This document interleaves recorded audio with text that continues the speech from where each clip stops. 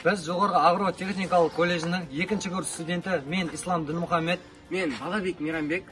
Осы колледжде есеп және аудит мамандығы бойынша білім алудамыз. Біздің команданың аты Эко. Жасыл экономика, болашақ кепілі. Біздің тыңдап алған тақырыбымыз Home Biogaz. Бұл арнайы құрылғы арқылы органикалық заттарды өңдеп тыңайтқыш және газ шығарамыз.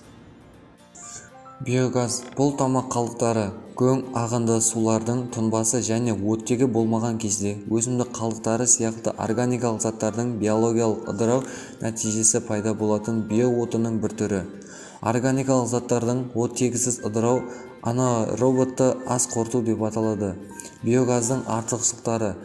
Биогаз жаңартылған энергия көзі. Бұл экологиялық таза, сенімді, полигондағы баратын қалдықтардың мөлшерін азайту, капиталды төмен инвестициялық қажет етеді, судың ластануы белгілі бір дәрежеде төмендетеді, қоршаған ортаға жақсартады, ол айналымды экономикалық дамыту ынталандырады.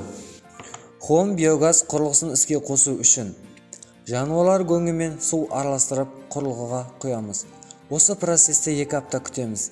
2 апта өткен соң тамақ қалдықтарын сала берсең болады. Ол құрылғының ішіне тамақ қалдықтарын салған соң, оны бактерия қорытып, одан табиғи газ шығады. Бұл процестен соң газ арнайы қапшықтарға жиналып, құрылғыдан тыңайтқыш бөліне бастайды. Газ пайда болуы барысында арнайы қапшықтарға жиналады.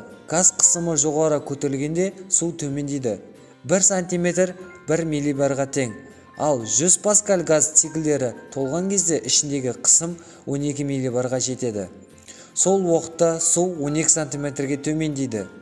Биогаз қапшықтарына 12 миллибардан асқан кезде артық газдар арнайы тесттер арқылы шығып кетеді.